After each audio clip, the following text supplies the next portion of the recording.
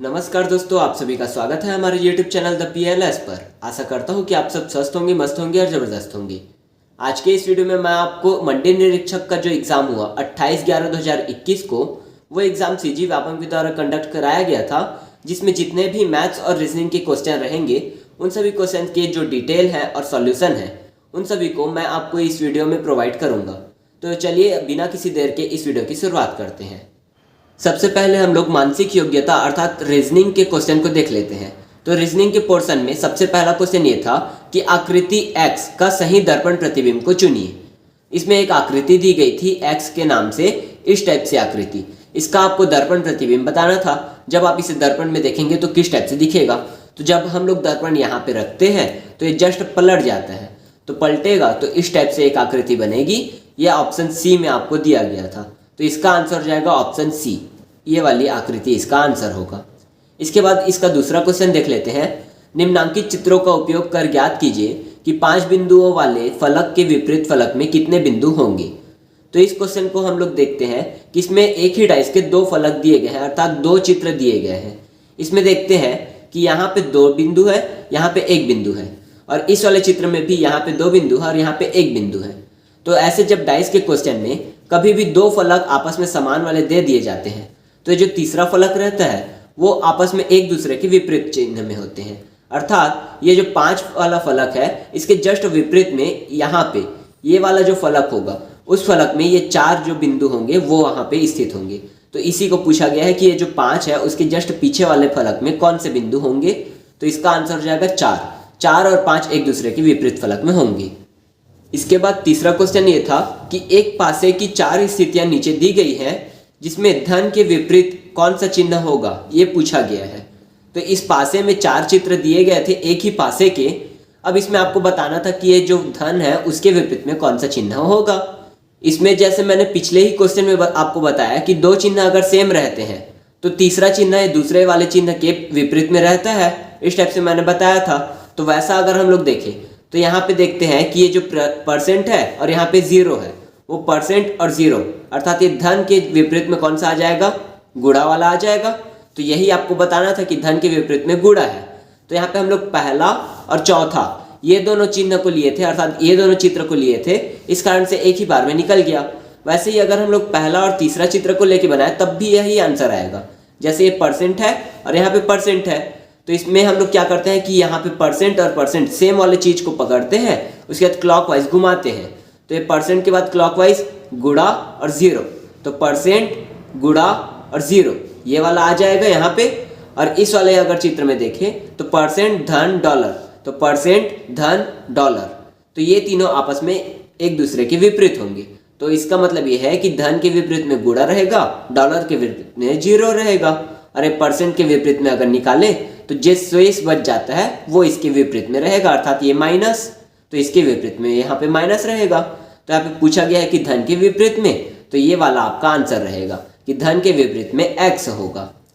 इसके बाद चौथा क्वेश्चन ये दिया था कि यदि किसी सांकेतिक भाषा में 1 3 4 का मतलब है गुड एंड टेस्टी, 4 7 8 का मतलब है सी गुड पिक्चर्स, और 7 2 9 का मतलब है पिक्चर्स आर फैंट, तो इस कोड में सी को कैसे लिखेंगे। तो इसमें हम लोग क्या करते हैं कि जो कॉमन रहता है उसको हम लोग मिलाते जाते हैं। जैसे गुड एंड टेस्टी 1 3 4 है, तो इसमें हम लोग देखेंगे कि सी गुड पिक्चर्स, इसमें कॉमन कौन सा है, गुड और गुड, यहाँ पे 2 कॉमन निकल रहे हैं। तो अंक में भी देखेंगे कि कॉमन कौन सा है, तो ये 4 और ये 4 आपस में कॉमन आ रहे हैं, बाकी दोनों तो अलग अलग हैं। तो यहाँ पे जो 4 है वो गुड के लिए प्रोवाइड हो रहा है, तो ये गुड के लिए क्या हो गया 4।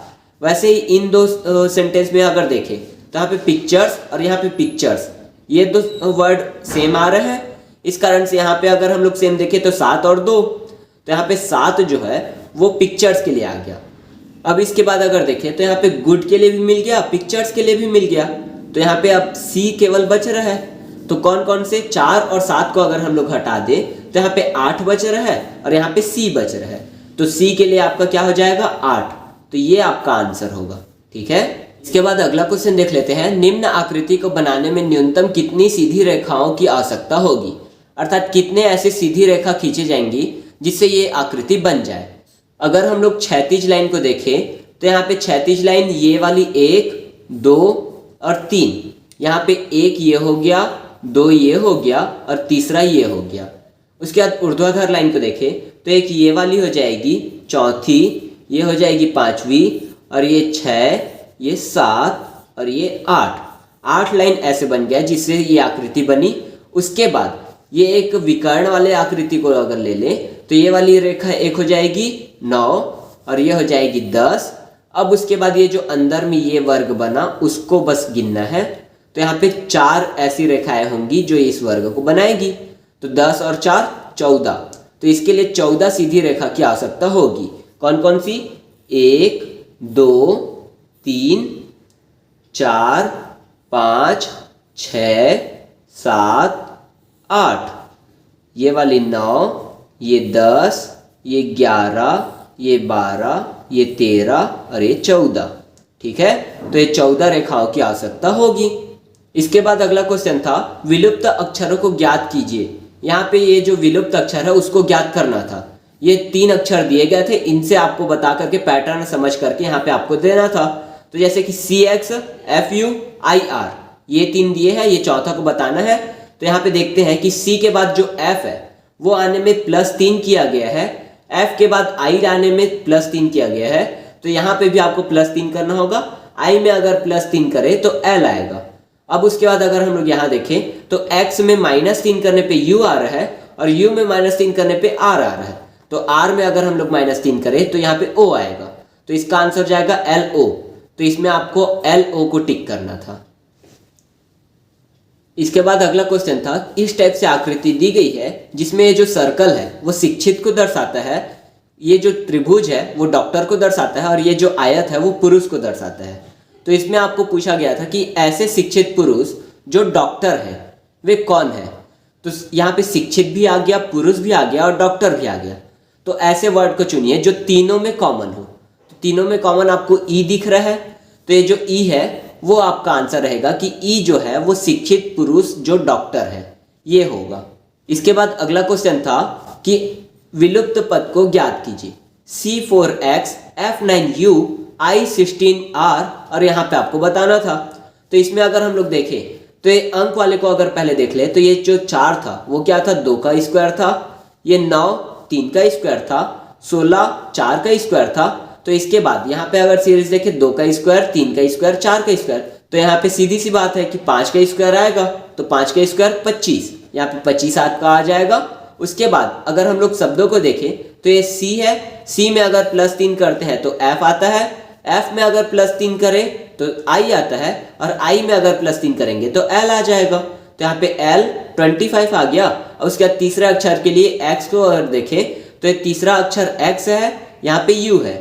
तो X और U में 3 का अंतर है, -3 किया, उसके बाद फिर से -3 करने पे R आ जाएगा, फिर से -3 किए तो O आ जाएगा। तो यहाँ पे L 25O ये आपका आंसर रहेगा।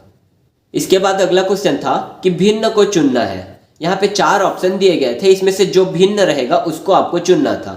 तो यहाँ पे हम लोग देखते हैं कि ऑप्शन 1 में अगर देखें तो ये जो KJMH है इसमें देखते हैं कि K में +2 करने पे M आ जा रहा है और यहाँ पे H में अगर +2 करते हैं तो J आ जा रहा है।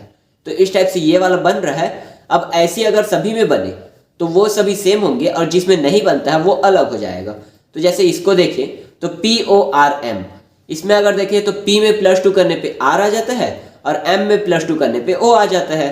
और वैसे ही अगर QPSN में देखें तो Q में +2 करने पे S आ जाता है और N में +2 करने पे P आ जाता है।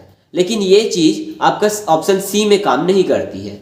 ऑप्शन C में अगर देखें तो यहाँ पे C में अगर +3 करें तो आपका E आएगा, तब जाके इसका आंसर बनेगा। तो यहाँ पे +3 हो जा रहा है जबकि इसको +2 होना था, इस कारण से ये विषम है। तो ऑप्शन C आपका सही हो जाएगा। अगला क्वेश्चन ये था 3 6 18 72। अब उसके बाद एक ब्लैंक स्पेस दे दिया है, यहाँ पे आपको बताना था कि कौन सा अंक आएगा।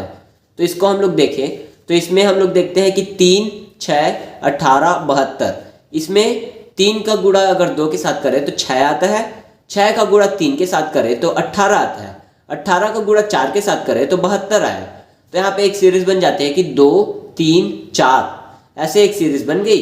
तो यहाँ पे क्या आएगा, 5 आएगा। अब 72 का गुणा 5 के साथ किए तो 360 आता है। तो इसका आंसर हो जाएगा 360। वैसे ही अगर अगला क्वेश्चन देखें तो सेम इसी टाइप से 4320 दिया है, 720 दिया है, यहाँ पे एक ब्लैंक स्पेस दे दिया, ये 36 हो गया, ये 12, 6, 6। इस वाले सीरीज में अगर देखें तो इसको हम लोग पीछे से बना सकते हैं। 6 गुणा 1 6 हो गया, उसी तरह 6 गुणा 2 करें तो 12 हो गया, 12 तिया 36, 36 चौक 144 हो जाएगा, 144 पंचे 720 हो जाएगा और 720 छक्का 4320 ये होगा। तो इस टाइप से गुणा 1 गुणा 2 गुणा 3 गुणा 4 गुणा 5 ऐसे करके इसको आगे बढ़ा सकते हैं। तो ये वाली एक सीरीज बनेगी जिससे आपको 36 गुणा 4 करने पे 144 मिल रहा है, तो इसका आंसर जाएगा 144। इसके बाद अगला क्वेश्चन है कि खाली स्थान को भरिए। यहाँ पे एक खाली स्थान है या क्वेश्चन मार्क है, इसको आपको भरना है।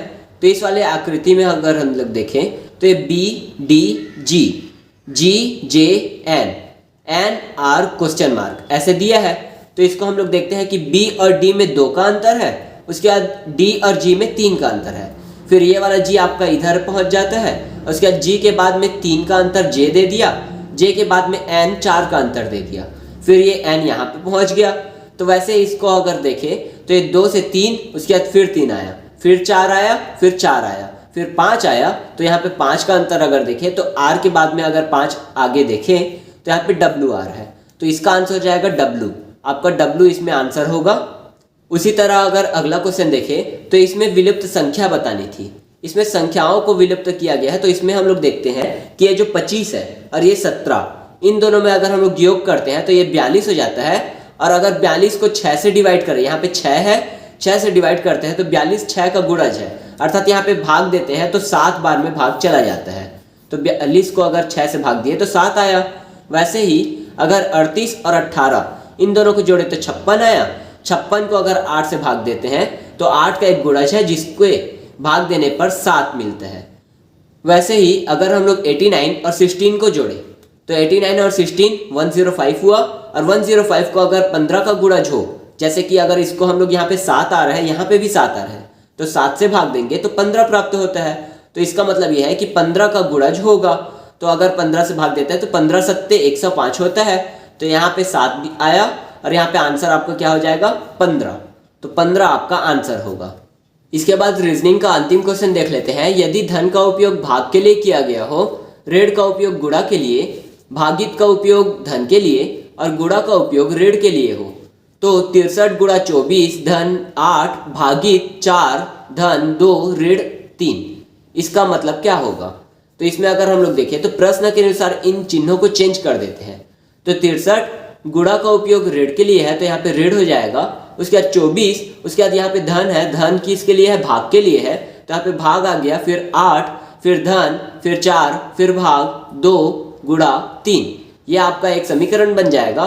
इसको बॉडमास रूल से अगर सॉल्व करें, सबसे पहले यहाँ पे डिवाइड सॉल्व होगा, उसके बाद आपका गुणा सॉल्व होगा, उसके बाद धन, उसके बाद ऋण। तो इसको अगर सॉल्व करते हैं तो 24 में 8 का भाग गया 3 और यहाँ पे 4 में 2 का भाग गया 2। अब उसके बाद यहाँ पे गुणा है तो 3 दूने 6 हो गया। अब उसके बाद धन को अगर सॉल्व करें तो ये क्या हो जाएगा 63 और धन 6 69 हो गया, और इसमें 3 को आप घटा देंगे तो 66 आ गया। तो ये आपका आंसर होगा, 66 आपका आंसर होगा। ठीक है, तो यहाँ पे रीजनिंग के सारे क्वेश्चन सॉल्व हो जाते हैं। अब इस वीडियो को हम लोग यहीं रोकते हैं। अब अगले वीडियो में मैं आपको मैथ्स के सारे सॉल्यूशन सॉल्व करके दे रहा हूँ, जिसको आप देखना ना भूलिएगा। मेरे और भी वीडियोस पाने के लिए आप मेरे चैनल को सब्सक्राइब कर सकते हैं तथा उसमें बेल आइकन को दबा दीजिएगा, ताकि मेरे आने वाले सभी वीडियोस के नोटिफिकेशन आपको मिलती रहे। देखने के लिए धन्यवाद।